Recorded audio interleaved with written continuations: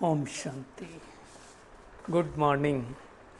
साकार मुरली 11 जुलाई 2025। बाबा का मीठा मीठा लेटर। हम मीठे मीठे बच्चों के मीठे मंथन के लिए मंथन शुरू करने से पहले प्यार के सागर शिव बाबा की प्रेम भरी किरणों के नीचे बैठ जाते हैं और अनुभव करते हैं कि मैं प्रेम स्वरूप आत्मा हूँ, प्रेम के सागर की संतान हूँ। आज की साकार मुरली में जो मेन पॉइंट्स आए हैं उनमें पहला पॉइंट्स है कि तुमको परमात्मा का परिचय यानी गीता का भगवान सिद्ध करके बताना है तो तुम्हारा नाम बाला हो जाएगा, जो इस समय परम आदरणीय बिजमोहन भाई जी बहुत अच्छी तरह से कर रहे हैं। दूसरा बाबा ने होमवर्क दिया था कि चारों युगों में हमने चक्कर लगाया है, उस चक्कर का इस समय गायन क्या है। तो बाबा ने कहा उसकी वजह से लोग क्या करते हैं, जो वेदों शास्त्रों है ना उनको रख करके गाड़ी में और चारों ओर परिक्रमा लगाते हैं, है ना। तो उसकी भी हम गहराई में जाने वाले हैं कि ऐसा लोग क्यों करते हैं। और आज बाबा ने इस बात को भी क्लियर किया है कि कैसे मैं उन्हीं के अंतिम जन्म में आकर के उन्हीं के शरीर में, मतलब श्री कृष्ण की जो आत्मा है ना, उसका जो अंतिम शरीर होता है, मतलब उसी से रथ होता है उस आत्मा का, उसमें भगवान प्रवेश करके और अपना आकर के परिचय देता है ना। सृष्टि के आदि मध्य अंत का राज देता है। ऐसे ऐसी बातें बाबा कहता परिचय में लिखवा करके एरोप्लेन से गिराओ, मतलब सेवा करने का भी बाबा ने तरीका बताया है। बाकी ऐसा नहीं होता है कि शिव बाबा श्री कृष्ण बने, नारायण बने, नहीं। बाबा तो जन्म मरण में आते ही नहीं है। तो उसका बाबा ने कहा, और बाबा ने दुनिया के वरदान को आज याद किया है कि कहते हैं wish you long life and prosperity. Birthday होता है तो ऐसा करते हैं ना, भगवान कोई आशीर्वाद नहीं देता है कि सदा जीते रहो, आशीर्वाद हैं, अमर रहो, जैसे साधु लोग कहते हैं ना, खुश रहो, अमर रहो। बाबा ऐसा वरदान नहीं देता है, लेकिन अमर बनने का तरीका बतला देता है, अमर लोक की दुनिया में आने का तरीका बता देता है। बाकी मृत्यु लोक में कोई अमर तो रह नहीं सकता ना, तो उसके बारे में बाबा ने समझाया है। आज हिदायत भी दी है बाबा ने कि तुम्हें जास्ती सूक्ष्म मतन की बातों में इंटरेस्ट नहीं लेना। ब्रह्मा विष्णु शंकर जो वहाँ सूक्ष्म देवताएं दिखाते हैं ना, तो उसको भी देखेंगे। और चौथी बात बाबा ने कहा है कि पिछाड़ी में लड़ाई लगेगी, बम छूटेंगे, बहुत कुछ होगा, धुआं विलायत से निकलेगा, लेकिन रक्त की नदियाँ भारत में ही बहेंगी, क्योंकि भारत में बम से नहीं, बम छूटेंगे तो रक्त की नदियाँ बहने का टाइम नहीं मिलेगा, है ना। तो जो सिविल वार है वो भारत में गाया गया है।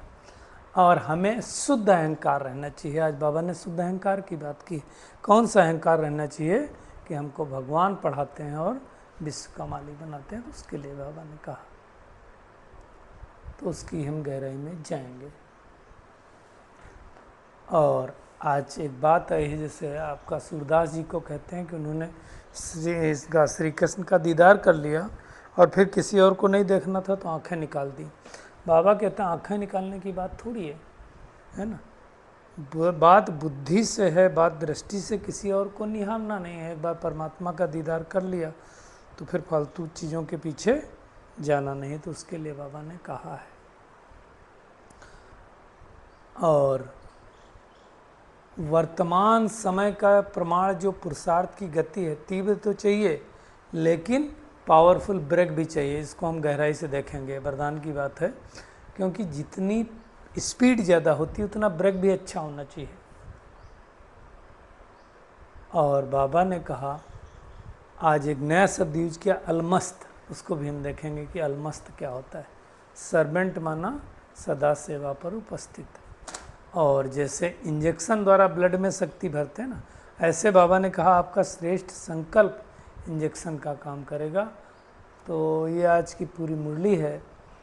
और हम शुरुआत करेंगे कि गीता के भगवान को हम सिद्ध कैसे करें, कि गीता का भगवान परमात्मा निराकार शिव है, ना कि श्री कृष्ण। देखिए इसके बारे में बहुत सारी बातें हो चुकी हैं कई बार, फिर भी वर्स्ट रिपीटिंग, कि आप देखो, आप इस तरह से बता सकते हो कि पहली बात, अगर श्री कृष्ण ने गीता सुनाई, मान लेते हैं कुरुक्षेत्र के मैदान में अर्जुन को गीता सुनाई, तब जब अर्जुन को संशय आया तो अर्जुन ने क्या कहा कि आप कहते हो हे प्रभु मैं अभोक्ता हूँ, अजन्मा हूँ, अकर्ता हूँ, आपने तो जन्म भी लिया, आप भोग भी रहे हो मतलब भोजन भी करते हो, कर्म भी कर रहे हो, मेरा रथ चला रहे हो। तब कहा जाता है उन्होंने अपने दिव्य स्वरूप का साक्षात्कार कराया, जिसके लिए अर्जुन कहता है बस करो, हम सहन नहीं कर सकते। इसका मतलब क्या हुआ कि जो गीता का भगवान है उसके अंदर जो दिखाया गया श्री कृष्ण के अंदर कोई ज्योति स्वरूप था, तो उसकी बात कहा गया है ना। परमात्मा के बारे में हमेशा कहा जाता है जन्म मरण से न्यारे हैं, परमात्मा तो जन्म मरण से न्यारा है, और श्री कृष्ण जन्म मरण में आते हैं, उनके माता पिता हैं।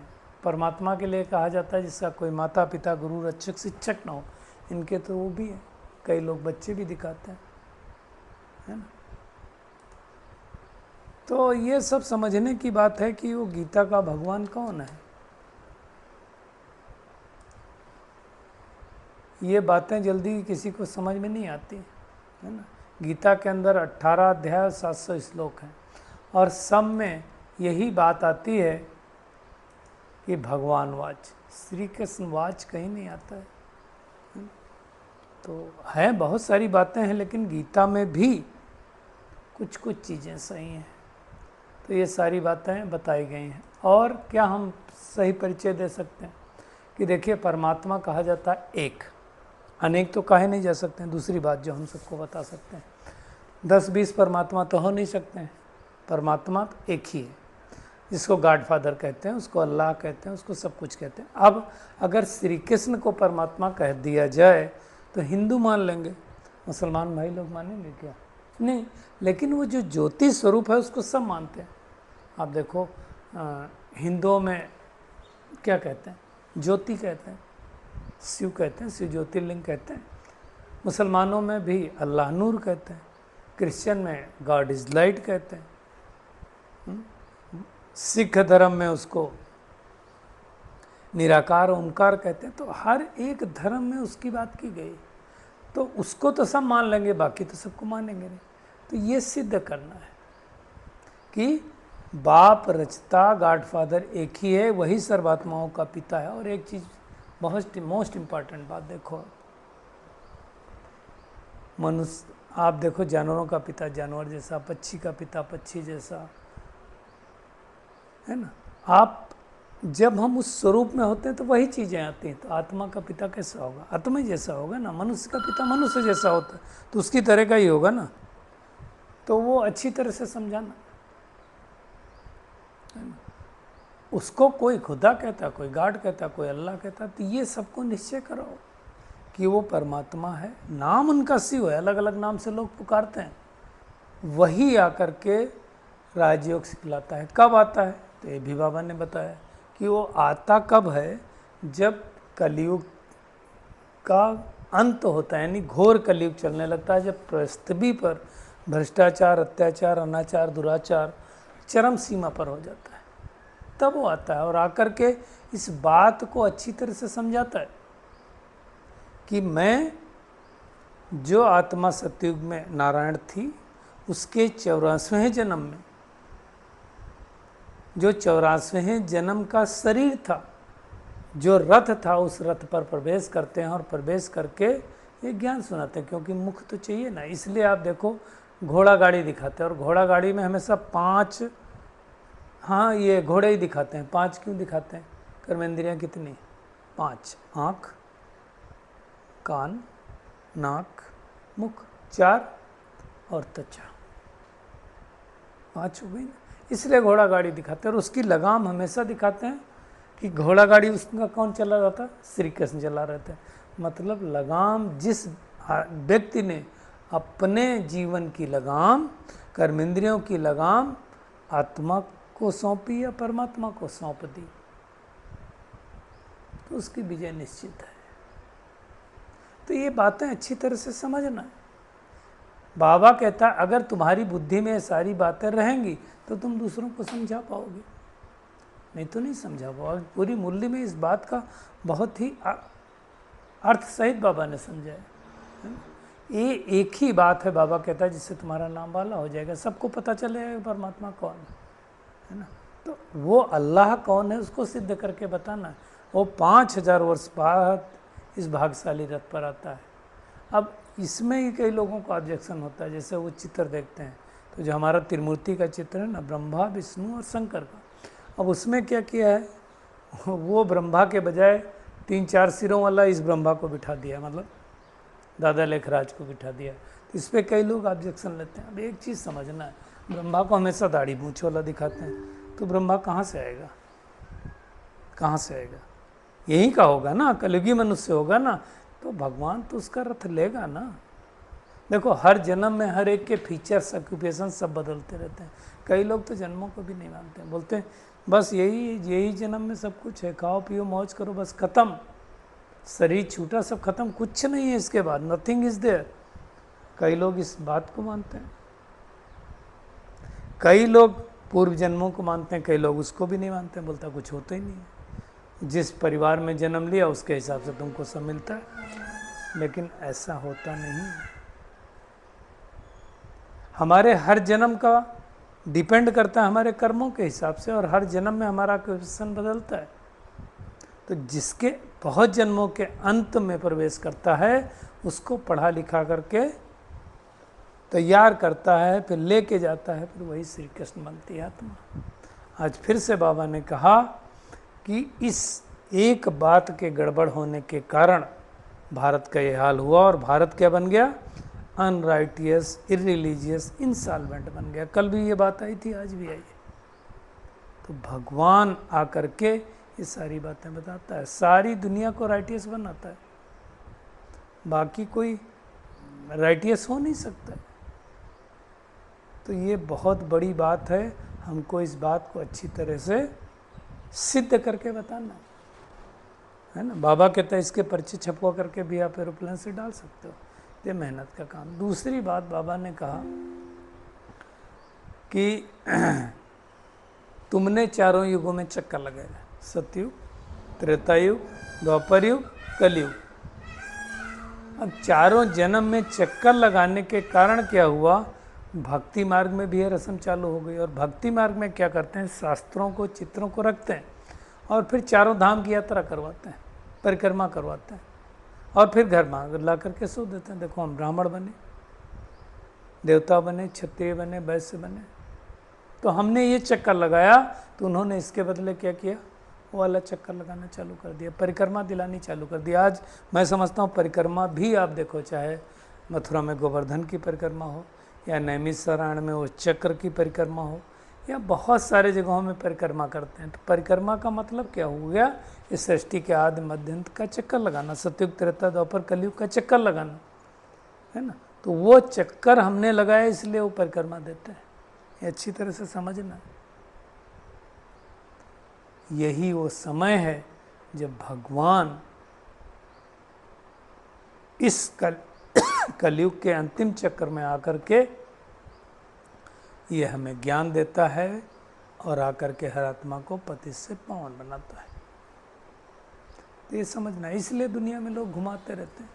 वेदों शास्त्रों की महिमा भी होनी भी चाहिए। वेदों शास्त्रों ने भी इस दृष्टि को बहुत दिन थमाया है। ऐसा नहीं कि वेद शास्त्र, इस वेदों शास्त्रों की भी आवश्यकता है। तो ये अच्छी तरह से समझ करके फिर जो है सबको समझाना। एक बात और बाबा ने कहा आज कि तुम्हें जो है सूक्ष्मतन की बातों में जास्ती नहीं जाना है, चक्कर में नहीं फंसना है। क्योंकि अगर सूक्ष्मतन की बातों में आप जाएंगे, वो तो सूक्ष्मतन इसी समय बाबा रचता है, तो फिर क्या होगा, जो बाबा कहता है ना, साक्षात्कार दीदार में बुद्धि नहीं ज़्यादा लटकानी। एक्चुअली देखा जाए तो सूक्ष्मतन में क्या इसका पार्ट है, ब्रह्मा भी संपूर्ण होके चला गया, जो किसी को दिखता नहीं इन आँखों से, जो है ना। हम वहाँ पे विजुलाइज करते हैं ना, विष्णु कुछ है नहीं, क्योंकि विष्णु तो कंबाइंड रूप है लक्ष्मी और नारायण का। शंकर के लिए भी बाबा ने कई बार कहा शंकर तो कुछ होता नहीं है। शंकर मतलब एक शक्ति है जो परिवर्तन के निमित्त बनती। जैसे कल बाबा ने एक बात बहुत अच्छी कही थी ना कि कितने भी धर्म पिताएं आते हैं या खुद स्थापना का कार्य तो सब करते हैं, पालना का भी कार्य सब करते हैं, लेकिन विनाश का कार्य कोई नहीं करता और शंकर भी नहीं करता है ना। ड्रामा प्लान अनुसार होता है। तो ये अच्छी तरह से समझना और समझ करके अनेकों को समझाना है कि ब्रह्मा कौन है, विष्णु कौन है, शंकर कौन है। बीच में थोड़ा पार्ट है, बाबा ने साक्षात्कार करने के लिए थोड़ा पार्ट रख दिया। बाबा ने कहा तुम जाते हो मिलते हो, बाकी और कुछ नहीं है, इसलिए इसमें बहुत ज़्यादा नहीं जाना चाहिए। कहते हैं देवताओं की और ब्राह्मणों की मिलन होती है और फिर वो कहते हैं ब्रह्मा भोजन चाहिए। तो ये थोड़े समय की बात है। आज बाबा ने एक बात और कही, यहाँ किसी आत्मा को बुलाते हैं तो उसको दिखाते हैं, जैसे अभी तो नहीं होता ना, हमने कभी देखा है। कहते हैं ब्राह्मण के अंदर आत्मा बुलाते थे और फिर उनको कपड़ा देते थे, कोई कुछ देते थे। एक बात बताओ, कपड़ा कौन पहनेगा? आत्मा तो नहीं पहन सकती ना, शरीर पहनता है तो ब्राह्मण को मिलता है। शरीर खत्म हो गया तो कौन पहनेगा? तो ये सब समझने की बात है, तो उसमें भी हमको टू मच में नहीं जाना है। तीसरी बात बाबा ने आज जो कही है, पिछाड़ी में क्या क्या होना है। पिछाड़ी में देखो परिवर्तन तो होगा और ज़बरदस्त परिवर्तन होना है ना। ये परिवर्तन छोटा मोटा तो होगा नहीं। और बाबा ने कहा उसकी शुरुआत क्या होगी? विदेश से। विदेश में लड़ाई लगेगी, जो थर्ड वर्ल्ड वार बोला जाता है ना, तो वहाँ पहले बम छूटेंगे। पहले बाबा ने कहा मौत उस तरफ होगा, और फिर एक देश ने चालू किया तो दूसरा करेगा, तीसरा करेगा, और ये कुमुलेटिव इफेक्ट है, ये रुकेगा नहीं। भारत में क्या होगा? सिविल वार होगा। अभी की एक वीडियो किसी ने शेयर किया था, तो अभी आप देखो गाड़ियाँ जा रही इधर से और ऊपर से पहाड़ गिरना चालू हुआ। लोग जब तक मतलब समझे तब तक पूरा का पूरा ऊपर आकर के गिर गया, कई लोग तो अंदर चले गए। तो ऐसे ही हो गए हैं नेचुरल क्लाइमेटीज का द्वारा, और आपस में लोग लड़ेंगे। क्यों लड़ेंगे? कम्युनिकेशन सिस्टम फेल होगा। कम्युनिकेशन सिस्टम फेल होगा मतलब पूरा ट्रांसपोर्ट बंद हो जाएगा, खाने पीने का नहीं मिलेगा। अब जब ट्रांसपोर्ट बंद हो गया तो मतलब एक जगह से सामान दूसरी जगह नहीं जाएगी, तो जहाँ नहीं जाएगी वहाँ लोग भूखे मरेंगे, रसद नहीं पहुँचेगी ना। और जहाँ जाएगी वहाँ क्या होने वाला है? जहाँ से नहीं जाएगी वहाँ सड़ जाएगी, तो दोनों जगह किसी को नहीं मिलेगी।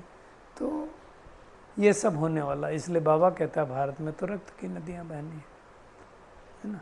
तो भगवान आया है, सृष्टि परिवर्तन तो जरूर होना है। एक और बात आई है कि तुमको बहुत नशा होना चाहिए कि हमें कौन पढ़ा रहा है? भगवान पढ़ा रहा है। क्या चाहिए? फिर भी खुशी नहीं रहती। कहीं ना कहीं हमको संशय है, और जितना संशय होगा उतना खुशी जाएगी। बाबा ने आज बहुत इम्पॉर्टेंट बात बताई, माया आँखों द्वारा बहुत धोखा करती। आँखें तो गड़बड़ करती, किसी की कमी कमजोरी देखा, किसी का तन देखा, किसी का आँखों से ही तो जाता है। अच्छी चीज़ देखेंगे तो बाबा कहता दिल भी करेगी, खाएं देखें। लेकिन आप देखो, एक पहले भी शायद स्टोरी शेयर किया था, कहते हैं कि आँख जो है, आँखों ने देखा कि इस बाग में आम लगे हैं। आँखों ने क्या किया? किसको बताया? ब्रेन को बताया। ब्रेन ने पैरों को आदेश दिया जाओ, तो पैर चल के गए। फिर आदेश किसको मिला? हाथों को, तो हाथों ने तोड़ा। खाया किसने? खाएगा तो मुख। आनंद आएगा किसको? मन को। अब उसी समय अगर मालिक ने देख लिया तो मालिक आएगा, डंडे किस पे बरसाएगा? पीठ पर। पीठ बोलेगी मेरे को क्यों मारा, मैंने तो कुछ किया ही नहीं। चल के तो पैर आया था, तोड़ा तो हाथों ने था, खाया मुख ने था, आनंद मन लिया था, मेरे को क्यों पिटाई हुई? लेकिन जब पिटाई होती है, पीठ पे डंडे पड़ते हैं, तो आंसू कहाँ से निकलते हैं? आँख से, क्योंकि देखा किसने था? आँख ने देखा था। तो आँखें बहुत धोखा देने वाली हैं। कुछ भी गड़बड़ी की शुरुआत किससे होती? आँख से। तो आँखों के ऊपर कंट्रोल रखना है। बाबा ने कहा ना, आँखों से देखते हैं तब क्रोध आता है मारने के लिए, है ना।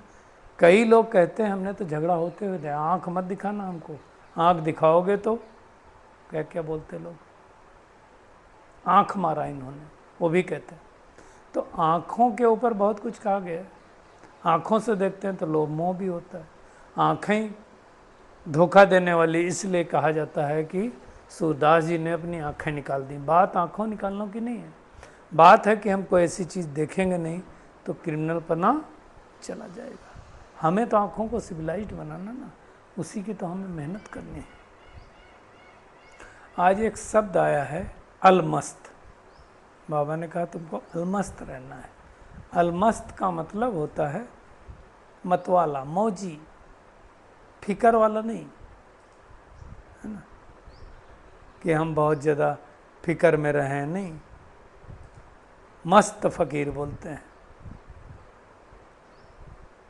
जिसको कोई चीज़ की परेशानी नहीं, बेपरवाह, या आप इसको बेफिक्र बादशाह कह लो, लापरवाह, लापरवाह कहेंगे। लापरवाह तो निगेटिव शब्द हो गया। तो हमें इस बात को अच्छी तरह से ध्यान दे करके ओबीडियंट सर्वेंट बनना है। अलमस्त नहीं हो सकते। अलमस्त का मतलब, इसका मतलब लापरवाह हुआ। हमें लापरवाह नहीं बनना। सर्वेंट का मतलब होता है सदा सेवा पर उपस्थित रहना। आज के वरदान पे आते हैं। पास विदानर बनने के लिए पुरुषार्थ की गति तीव्र और ब्रेक पावरफुल रखने वाले यथार्थ योगी भव। भी देखो, एक चीज़ आप समझो, जितनी गाड़ियाँ स्पीड वाली होती हैं उसमें ब्रेक बहुत पावरफुल होता है। कई गाड़ियों पर लिखा होता है पावर ब्रेक, मतलब इतनी पावरफुल ब्रेक होती है कि वो लगा देंगे तो गाड़ी वहीं की वहीं रुक जाएगी, टस से मस नहीं होगी। ऐसी ऐसी गाड़ियाँ बनी हैं इस समय। क्यों? क्योंकि उन गाड़ियों की स्पीड बहुत होती है। अभी तो मैंने सुना फॉरेन में तो 150, 200, 250 किलोमीटर तक स्पीड होती है। अब उनकी स्पीड इतनी ज़्यादा होगी तो ब्रेक से का सीधा रिलेशन स्पीड से। अगर आपको ज़्यादा गाड़ी स्पीड में चलानी है तो ब्रेक चाहिए। इसलिए पहले भी जो बात हुई थी कि ब्रेक क्यों गाड़ी में दी जाती है, ताकि हम गाड़ी स्पीड से चला पाएँ, बाकी एक्सीडेंट ना हो, इसके लिए ब्रेक नहीं है। अगर ब्रेक ना हो किसी गाड़ी में और हमें पता चल जाए तो हम स्पीड से गाड़ी नहीं चला पाएंगे। अब इसको अच्छी तरह से समझना। अगर हमें अपने पुरुषार्थ की गति तीव्र करनी है तो ब्रेक चाहिए। ब्रेक किससे चाहिए? किसी के साथ हमारा अनबन न हो जाए, किसी के साथ हमारा टकराव न हो जाए, ब्रेक लगाना है। बहुत ज़्यादा समीप नहीं जाना है। बाबा ने कहा तब पास विदानर बन सकेंगे, क्योंकि परिस्थितियाँ आएंगी, उनसे भी ब्रेक लगाना। संकल्प प्लान आएंगे, व्यर्थ आएंगे, नेगेटिव आएंगे, उनसे भी ब्रेक लगाना। एक संकल्प में स्थित होने का अभ्यास करना। व्यर्थ नेगेटिव में अगर उस समय मन गया तो ब्रेक लगाना है ना। तो जो बुद्धि इधर उधर बिखरी हुई है उसको स्टॉप करने की प्रैक्टिस चाहिए। स्टॉप तो स्टॉप, रुकना कहो तो रुक जाए। ये वाली हमको मेहनत करनी पड़ेगी कि एक सेकंड में बुद्धि एक संकल्प में स्थित हो जाए, यथार्थ योग है। तो हमें ब्रेक का और स्पीड का दोनों का बैलेंस बना करके रखना है। और आज बाबा ने अव्यक्त इशारे में कहा, जैसे इंजेक्शन के द्वारा ब्लड में शक्ति भरते हैं। अभी तो उतना इंजेक्शन नहीं लगता। हम छोटे थे तो एक पेंसिलिन नाम का इंजेक्शन आता था, हालांकि बहुत डेंजरस है, बाद में बैन हो गया, उसके बहुत नुकसान थे। B12 का भी इंजेक्शन लगाते थे और रेड कलर का होता था, कहते थे खून है ना, ताकत भर रहा है शरीर में, है ना। तो ऐसे ही बाबा कहता है श्रेष्ठ संकल्प इंजेक्शन का काम करेगा, शक्ति आ जाएगी। तो इस सेवा की आवश्यकता है, लेकिन सेफ्टी भी रखनी। शुभ श्रेष्ठ संकल्प की शक्ति, निर्भयता की शक्ति होगी तो हम सेफ रह पाएंगे और सहयोगी बन पाएंगे। तो आज पूरी मुरली का टेक होम यही है कि हमें भगवान पढ़ाते हैं इस खुशी नशे में रहना है, आत्मा को सतो प्रधान बनाने का पुरुषार्थ करना है, और पास विदानर बनने के लिए पुरुषार्थ की गति तीव्र रखनी है, लेकिन पावरफुल ब्रेक लगाने हैं। और सिद्ध करके बताना है कि गीता का भगवान कौन है। अच्छा, शुक्रिया मीठे प्यारे बाप दादा, शुक्रिया आप सभी का इस मीठे मंथन के लिए। अच्छा, ओम शांति।